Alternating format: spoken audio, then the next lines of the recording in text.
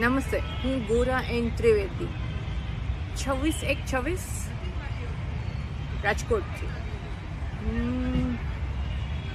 Exact સમય નહીં કહું, પણ 2-3 દિવસ પહેલાં હું રાજકોટ રેસકોર્સ રિંગ રોડ અબર અને હોલી પાસે ગઈ હતી.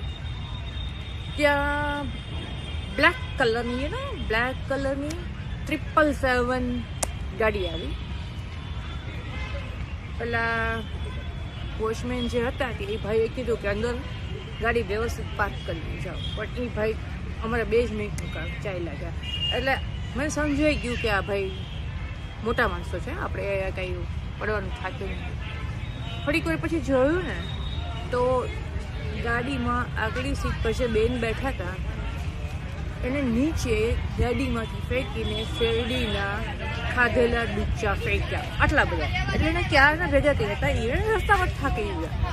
કારણ કે આવતા વેચ તો એને 15-20 નહીં ખાઈ લીધા હોય, એનું ખાવાનું ચાલુ હતું, ફેંકવાનું ચાલુ હતું. એટલે હું તો આમ હેપતી ગઈ, એમ એવી તો ઊભી રહી. એમ એ સામે મેં આમ જોયું એમ કે બેન શું કરો છો? એમ ઈશારાથી દૂરથી, ભાઈ દૂરથી આ લોકો પાસે ગન હોય તો આપણે તો નકામાં એમાં દૂરથી એમ કીધું કે બેન શું કરો છો?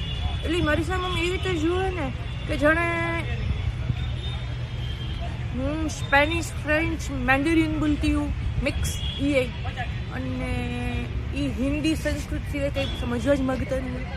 એવો એમનો લુક હતો એમ કે તું કોણ મને કંઈ કહેવા વાળી, હું તમારે કરવું એ કરીશ. શું કરશું આ લોકોનું? બરાબર છે. ગરીબ માણસો, અભણ માણસોનું તો આપણે વાંક જ નથી કાઢવું. આ ભણેલા ગણેલા રૂપિયાવાળા લોકોનું શું કરવું?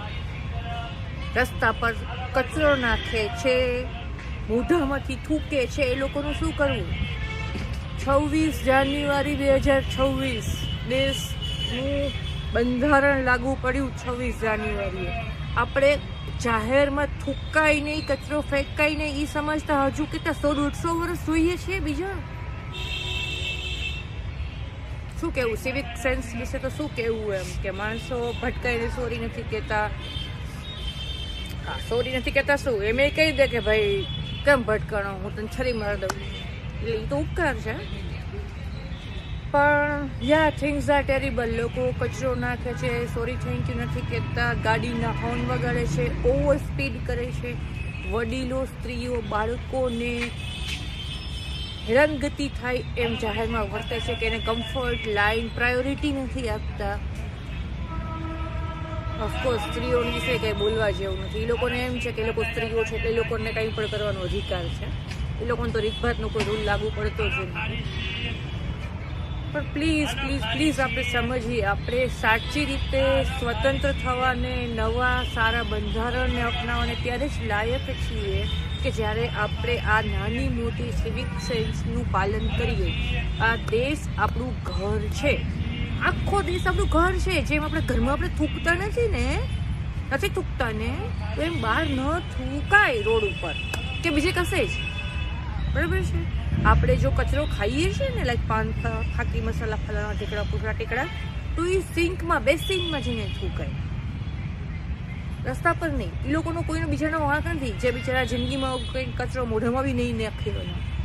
મહેરબાની કરીને તમારા ઘર જેટલું જ સારું, તમારું શહેર, તમારો પ્રદેશ, તમારું રાજ્ય, તમારો દેશ સાચવો. આ આપણું ઘર છે. જેટલું ચોખ્ખું હશે એટલી જીવવાની મજા આવશે. ને આ તો શરૂઆત છે રીતભાતની. અને કોઈ કદાચ ધ્યાન દોરે, મને યાદ છે હું બચું હતી ત્યારે મને એક ભાઈ એવું કીધું, અંકલ બેઠા હતા, મને કે બેન આ વસ્તુ અહીંયા મૂકી દો. મને તો એમ થયું ઓહો, મને કોઈ કંઈક કહી જાય. પણ એ તો 1 સેકન્ડ થાય ને આપણને સમજતા કે હા આપણી ભૂલ છે. તો કોઈક કંઈક કે તો એમાં કંઈ છરી કાંટા કાઢવાની જરૂર નથી. ઉલટાનો એનો આભાર માનવાનો કે થેન્ક યુ, તમે મારું ધ્યાન દોર્યું. થેન્ક યુ, સોરી, પ્લીઝનો ખૂબ ખૂબ ખૂબ ઉપયોગ કરો. બધાને વારંવાર થેન્ક યુ, સોરી, પ્લીઝ કહો. એનાથી વાતાવરણ મીઠું રહેશે. રિપબ્લિક ડે, પ્રજાસત્તાક દિવસની ખૂબ ખૂબ ખૂબ શુભેચ્છાઓ. જય હિન્દ.